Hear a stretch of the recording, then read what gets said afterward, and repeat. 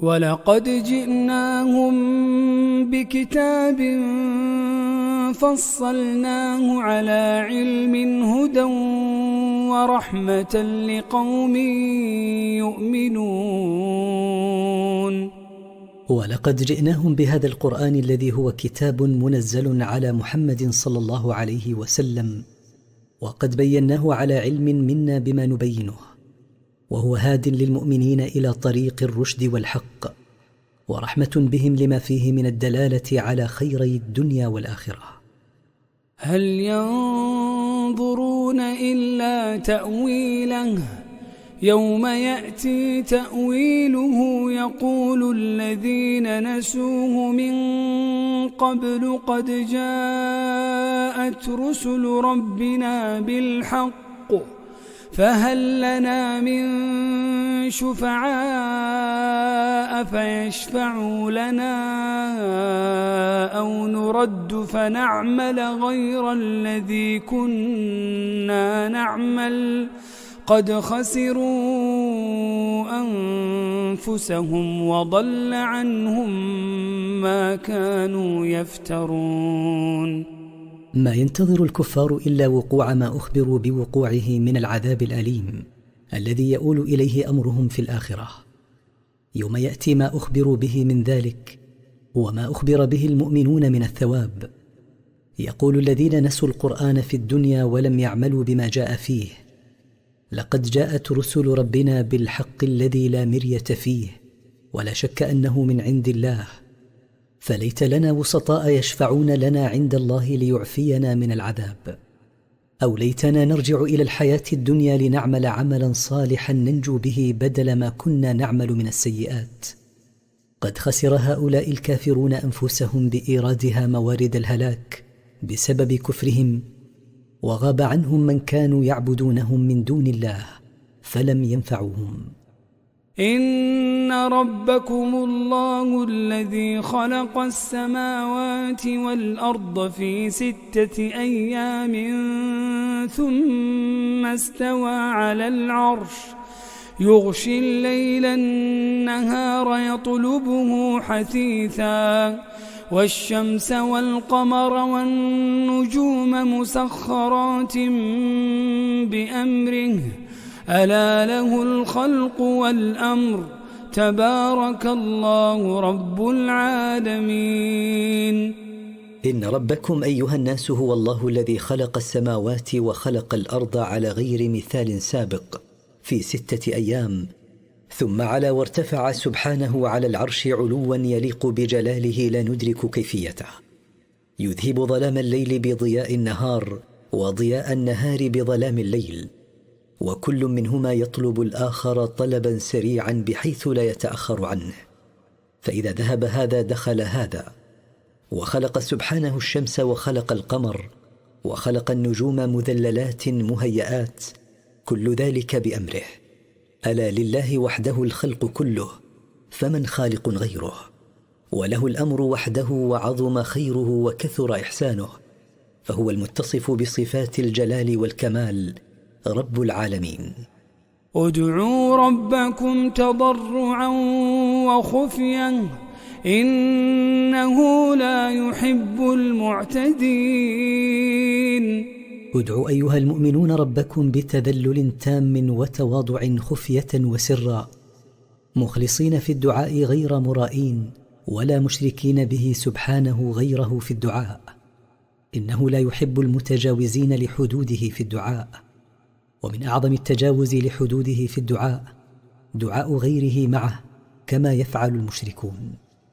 ولا تفسدوا في الأرض بعد إصلاحها وادعوه خوفا وطمعا إن رحمة الله قريب من المحسنين.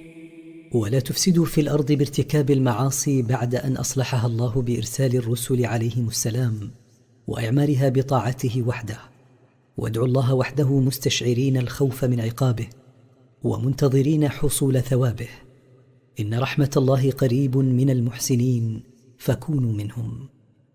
وهو الذي يرسل الرياح بشرا بين يدي رحمته حتى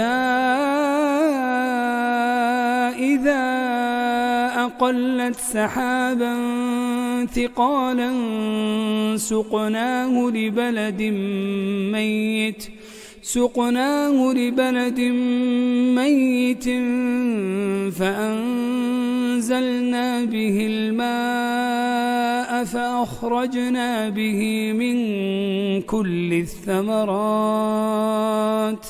كذلك نخرج الموتى لعلكم تذكرون.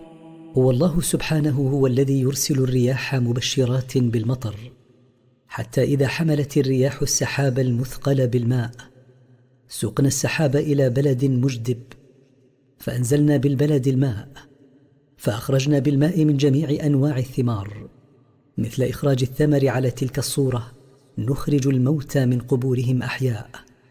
فعلنا ذلك رجاء أنكم أيها الناس تتذكرون قدرة الله وبديع صنعه، وأنه قادر على إحياء الموتى. والبلد الطيب يخرج نباته بإذن ربه والذي خبث لا يخرج إلا نكدا كذلك نصرف الآيات لقوم يشكرون. والأرض الطيبة تخرج نباتها بإذن الله إخراجا حسنا تاما، وهكذا المؤمن يسمع الموعظة فينتفع بها فتنتج عملا صالحا. والأرض السبخة المالحة لا تخرج نباتها إلا عسرا لا خير فيه، وهكذا الكافر لا ينتفع بالمواعظ فلا تنتج عنده عملا صالحا ينتفع به. مثل هذا التنويع البديع ننوع البراهين والحجج لإثبات الحق لقوم يشكرون نعم الله فلا يكفرونها ويطيعون ربهم. لقد أرسلنا نوحا إلى قومه فقال يا قوم اعبدوا الله ما لكم من إله غيره إني أخاف عليكم عذاب يوم عظيم. لقد بعثنا نوحا رسولا إلى قومه يدعوهم إلى توحيد الله وترك عبادة غيره، فقال لهم يا قوم اعبدوا الله وحده فليس لكم معبود بحق غيره، إني أخاف عليكم يا قوم عذاب يوم عظيم في حال إصراركم على الكفر. قال الملأ من قومه إنا لنراك في ضلال مبين. قال له سادة قومه وكبراؤهم إنا لنراك يا نوح في بعد عن الصواب واضح. قال يا قوم ليس بي ضلالة ولكني رسول من رب العالمين.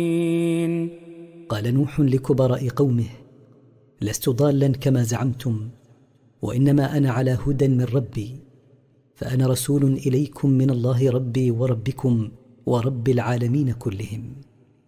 أبلغكم رسالات ربي وأنصح لكم وأعلم من الله ما لا تعلمون. أبلغكم ما أرسلني الله به إليكم مما أوحى إلي، وأريد لكم الخير بترغيبكم في امتثال أمر الله وما يترتب عليه من ثواب، وترهيبكم من ارتكاب نواهيه وما يترتب عليه من العقاب، وأعلم من الله سبحانه ما لا تعلمون مما علمني عن طريق الوحي. أوعجبتم أن جاءكم ذكر من ربكم على رجل منكم لينذركم ولتتقوا ولعلكم ترحمون. أأثار عجبكم واستغربكم أن جاءكم وحي وموعظة من ربكم على لسان رجل منكم تعرفونه، فقد نشأ فيكم ولم يكن كذابا ولا ضالا وليس من جنس آخر، جاءكم ليخوفكم من عقاب الله إن كذبتم وعصيتم، ولتتقوا الله بامتثال أوامره واجتناب نواهيه، ورجاء أن ترحموا إن آمنتم به. فكذبوه فأنجيناه والذين معه في الفلك وأغرقنا الذين كذبوا بآياتنا إنهم كانوا قوما عمين. فكذبه قومه ولم يؤمنوا به، بل استمروا على كفرهم، فدعا عليهم أن يهلكهم الله، فسلمناه وسلمنا الذين معه في السفينة من المؤمنين من الغرق، وأهلكنا الذين كذبوا بآياتنا واستمروا على تكذيبهم بالغرق بالطوفان المنزل عقابا لهم، إن قلوبهم كانت عميا عن الحق. وإلى عاد أخاهم هودا قال يا قوم اعبدوا الله ما لكم من إله غيره أفلا تتقون. وأرسلنا إلى قبيلة عاد رسولا منهم هو هود عليه السلام، قال يا قوم اعبدوا الله وحده فليس لكم معبود بحق غيره أفلا تتقونه بامتثال أوامره واجتناب نواهيه لتسلموا من عذابه. قال الملأ الذين كفروا من قومه إنا لنراك في سفاهة وإنا لنظنك من الكاذبين.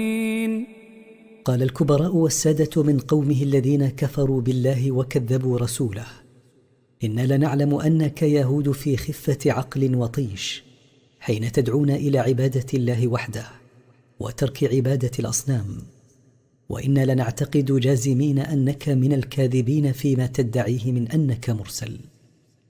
قال يا قوم ليس بي سفاهة ولكني رسول من رب العالمين.